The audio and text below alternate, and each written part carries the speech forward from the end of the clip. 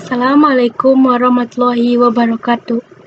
Perkenalkan, nama saya Sonia Maifa, NIM 19004119. Saya dari jurusan Teknologi Pendidikan. Baiklah, saya di sini akan menjelaskan tentang administrasi sarana dan prasarana pendidikan. Sarana berarti alat langsung untuk mencapai tujuan pendidikan, misalnya ruang, buku, perpustakaan, laboratorium, dan sebagainya. Sedangkan prasarana berarti alat tidak langsung untuk mencapai tujuan dalam pendidikan, misalnya lokasi atau tempat, bangunan sekolah, lapangan, olahraga, uang, dan sebagainya. Dengan demikian, dapat ditarik suatu kesimpulan bahwa administrasi sarana dan prasarana pendidikan itu adalah semua komponen yang secara langsung maupun tidak langsung menunjang jalannya proses pendidikan untuk mencapai tujuan dalam pendidikan itu sendiri. Komponen-komponen administrasi sarana dan prasarana pendidikan yang pertama adalah lahan. Lahan yang diperlukan untuk mendirikan sekolah harus disertai dengan tanda bukti kepemilikan yang sah dan lengkap atau dengan sertifikat. Adapun jenis lahan tersebut harus memenuhi beberapa kriteria, antara lain: 1. Lahan terbangun adalah lahan yang di atasnya berisi bangunan. 2. Lahan terbuka adalah lahan yang belum ada bangunan di atasnya. 3. Lahan kegiatan praktek. Lahan kegiatan praktek adalah lahan yang digunakan untuk pelaksanaan kegiatan praktek. Yang terakhir adalah lahan pengembangan. Lahan pengembangan adalah lahan yang dibutuhkan untuk pengembangan bangunan dan kegiatan praktek. Lokasi sekolah harus berada di wilayah pemukiman yang sesuai dengan cakupan wilayah sehingga mudah dijangkau dan aman dari gangguan bencana alam dan lingkungan yang kurang baik. Yang berikutnya adalah ruang. Dari semua ruangan yang sengaja dibangun dan digunakan untuk pendidikan guna mencapai tujuan pembelajaran, secara umum, jenis ruang ditinjau dari fungsinya. Dapat dikelompokkan dalam: pertama, ruang pendidikan. Ruang pendidikan berfungsi untuk menampung proses kegiatan belajar mengajar, teori dan praktek, antara lain: pertama, ruang teori sejumlah rombel. Kedua adalah ruang laboratorium. Ketiga adalah olahraga. Keempat adalah ruang perpustakaan. Yang kelima adalah ruang kesenian. Yang keenam adalah ruang keterampilan. Selanjutnya adalah ruang administrasi. Ruang administrasi berfungsi untuk melaksanakan berbagai kegiatan kantor. Ruang administrasi terdiri dari ruang kepala sekolah, tata usaha, guru, dan gudang. Yang selanjutnya, ruang penunjang. Ruang penunjang berfungsi untuk menunjang kegiatan yang mendukung proses kegiatan belajar mengajar, antara lain: ibadah, serbaguna, koperasi sekolah, UKS, OSIS, WC atau kamar mandi. Dan terakhir adalah bimbingan BP, ruang BB. Yang ketiga adalah perabot. Secara umum, perabot sekolah mendukung 3 fungsi, yaitu fungsi pendidikan, fungsi administrasi, fungsi penunjang. Jenis perabot di sekolah dikelompokkan menjadi 3 macam. Yang pertama perabot pendidikan. Perabot pendidikan adalah semua jenis mebel yang digunakan untuk proses kegiatan belajar mengajar. Adapun jenis bentuk dan ukurannya mengacu pada kegiatan itu sendiri. Perabot yang kedua adalah perabot administrasi. Perabot administrasi adalah perabot yang digunakan untuk mendukung kegiatan kantor. Jenis perabot ini hanya tidak baku atau standar secara internasional. Yang terakhir adalah perabot penunjang. Perabot penunjang adalah perabot yang digunakan untuk atau dibutuhkan dalam ruang penunjang seperti perabot perpustakaan, perabot UKS, perabot OSIS, dan lain sebagainya. Alat dan media pendidikan. Setiap mata pelajaran sekurang-kurangnya memiliki satu jenis alat peraga praktek yang sesuai dengan keperluan pendidikan dan pembelajaran, sehingga dengan demikian proses pembelajaran akan berjalan dengan optimal. Selanjutnya adalah buku atau bahan ajar. Bahan ajar adalah sekumpulan bahan pelajaran yang digunakan dalam kegiatan proses belajar mengajar. Bahan ajar ini terdiri dari buku pegangan. Buku pegangan digunakan oleh guru dan peserta didik secara acuan dalam proses pembelajaran yang bersifat normatif, adaptif, dan produktif. Yang selanjutnya buku pelengkap. Buku ini digunakan oleh guru untuk memperluas dan memperdalam penguasaan materi. Selanjutnya buku sumber. Buku ini dapat digunakan oleh guru dan peserta didik untuk memperoleh kejelasan informasi mengenai satu bidang ilmu atau keterampilan. Yang terakhir adalah buku bacaan. Buku ini dapat digunakan oleh guru dan peserta didik sebagai bahan bacaan tambahan atau non-fiksi untuk memperluas pengetahuan dan wawasan serta sebagai bahan bacaan atau fiksi yang bersifat relatif. Selanjutnya adalah proses administrasi sarana dan prasarana. Aktivitas administrasi dalam bidang sarana dan prasarana pendidikan meliputi perencanaan, pengadaan, inventarisasi, penyaluran, pemanfaatan, dan pemeliharaan, penghapusan, pengawasan sarana dan prasarana pendidikan. Dapat diuraikan sebagai berikut. Yang pertama adalah perencanaan.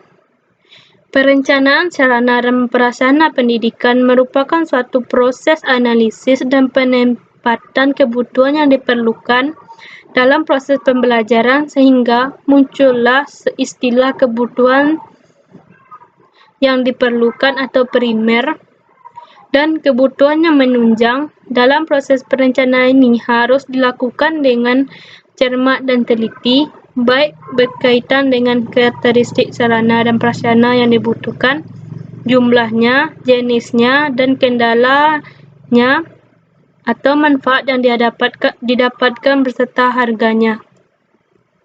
Perencanaan pengadaan. Pelengkapan perencanaan di sekolah harus diawali dengan analisis jenis pengalaman pendidikan yang diprogramkan di sekolah adalah sebagai berikut. 1. Menampung semua usulan pengadaan perlengkapan sekolah yang diajukan oleh setiap unit kerja dan menginventarisasi kekurangan perlengkapan sekolah.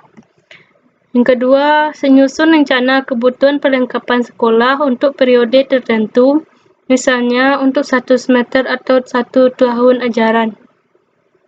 Yang ketiga adalah memadukan rencana kebutuhan yang telah disusun dengan perlengkapan yang tersedia sebelumnya. Yang keempat adalah memadukan rencana kebutuhan dengan dana atau anggaran sekolah yang tersedia. Dalam hal ini, jika dana yang tersedia tidak mencukupi untuk pengadaan semua kebutuhan yang diperlukan, maka perlu diadakan seleksi terhadap semua kebutuhan perlengkapan yang telah direncanakan dengan melihat urgensi setiap perlengkapan yang diperlukan. Semua perlengkapan yang arjen didaftar dan didahulukan pengadaannya. Selanjutnya, memadukan rencana atau daftar kebutuhan perlengkapan yang arjen dengan dana atau anggaran yang tersedia, maka perlu diadakan seleksi lagi dengan melihat skala prioritas. Yang terakhir adalah penetapan rencana pengadaan akhir.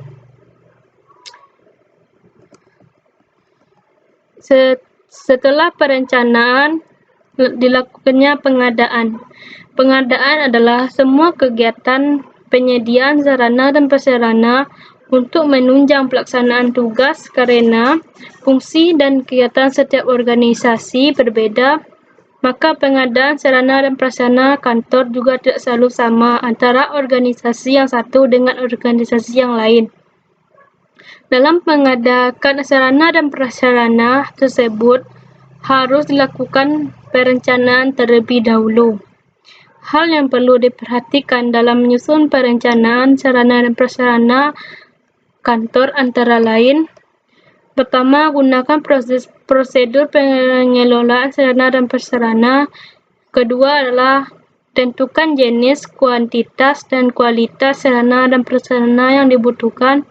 Ketiga adalah disesuaikan antara kebutuhan sarana dan prasarana dengan biaya yang tersedia. Yang keempat adalah sediakan dan gunakan sarana dan prasarana dalam kegiatan operasional. Yang kelima adalah penyimpanan dan pemeliharaan sarana dan prasarana.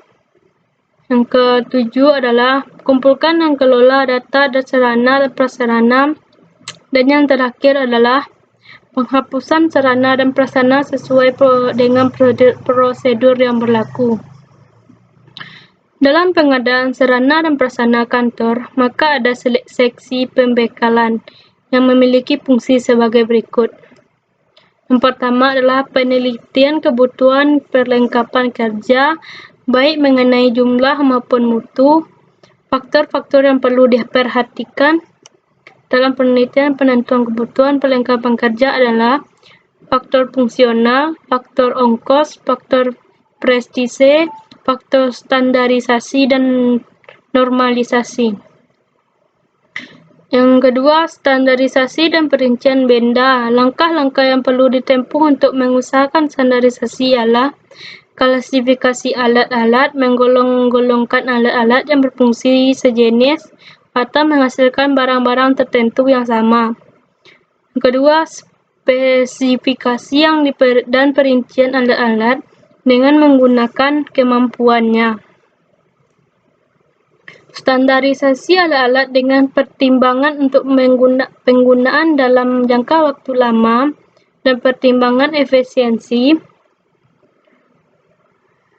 Pembelian benda pembekalan. Beberapa pertimbangan pokok dalam pembelian alat-alat atau barang-barang ialah sedapat mungkin mengurangi pembiayaan baru dengan mencari benda-benda yang dibutuhkan dari benda-benda yang merupakan kelebihan. Kedua, menimbulkan kompetensi di antara produsen dengan membuat spesifikasi atas benda-benda yang akan dibeli dan mengadakan penelitian yang sesama antara produsen dan dengan baik. Selanjutnya, mendapatkan keterangan terbaru atas benda-benda, keadaan pasar, dan harga. Selanjutnya, mendapatkan keterangan mengenai perkembangan baru atas barang-barang, cara yang telah disempurnakan mengenai cara pengepakan. Selanjutnya, mempertimbangkan semua biaya bagi barang-barang pembekalan tersebut sampai siap digunakan. Selanjutnya, lakukan pengiriman barang. Dalam pengadaan barang pembekalan dibutuhkan aktivitas pengiriman yang dapat dilakukan melalui jalan darat, laut, maupun udara. Setelah lakukan pengadaan, lakukanlah inventaris. Pengadaan semua sarana dan prasarana kantor memerlukan biaya tinggi, termasuk semua kegiatan yang berkaitan dengan pengelolaannya. Untuk itu, perlu kegiatan inventarisasi. Inventarisasi sarana dan prasarana kantor adalah semua kegiatan dan usaha untuk memperoleh data yang diperlukan mengenai sarana dan prasarana yang dimiliki. Secara singkat, inventarisasi dapat diartikan sebagai pencatatan terhadap sarana dan prasarana. Inventarisasi dilakukan di setiap organisasi bisa saja berbeda, namun pada dasarnya semua dilakukan dengan tujuan yang sama. Tujuan inventarisasi sarana dan prasarana antara lain agar peralatan tidak mudah hilang, adanya bukti secara tertulis terhadap kegiatan pengelolaan barang sehingga dapat dipertanggungjawabkan. Selanjutnya, memudahkan dalam pengecekan barang. Selanjutnya, memudahkan dalam pengawasan. Dan yang terakhir adalah memudahkan ketika mengadakan kegiatan mutasi atau penghapusan barang. Setelah barang diinventariskan, lalu lakukan penyaluran. Penyaluran merupakan kegiatan yang menyangkut pemindahan barang dan tanggung jawab dari instansi atau pemegang yang satu kepada instansi pemegang yang lain. Kegiatan penyaluran barang meliputi 3 bagian, yaitu pertama penyusunan alokasi untuk menghindari pemborosan dalam pembagian atau pendistribusian barang sehingga merata dan seimbang dengan kebutuhan pemakainya masing-masing. Maka perlu disusun alokasi kuantitas dan frekuensi pendistribusiannya sehingga sungguh-sungguh dapat menunjang kegiatan instruksional. Yang kedua adalah pengiriman barang. Pengiriman barang dari pusat-pusat penyaluran barang perlu memperhatikan beberapa hal sebagai berikut, yaitu cara pengiriman, pengemasan, pemuatan, pengangkutan, dan pembongkaran. Yang selanjutnya adalah penyerahan barang. Dalam penyerahan barang, hendaklah tidak dilupakan untuk mengisi daftar penyerahan barang, surat pengantar, faktur, tanda terima, penyerahan barang, biaya pengiriman, dan sebagainya. Selanjutnya adalah pemanfaatan dan pemeliharaan.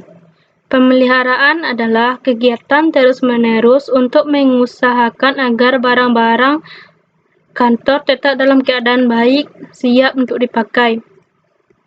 Tujuan pemeliharaan sarana prasarana kantor antara lain agar barang tidak mudah rusak kerana hama atau suhu, agar barang tidak mudah hilang, agar barang tidak kadaluarsa, agar barang tidak mudah susut, agar sarana prasarana selalu dalam keadaan bersih.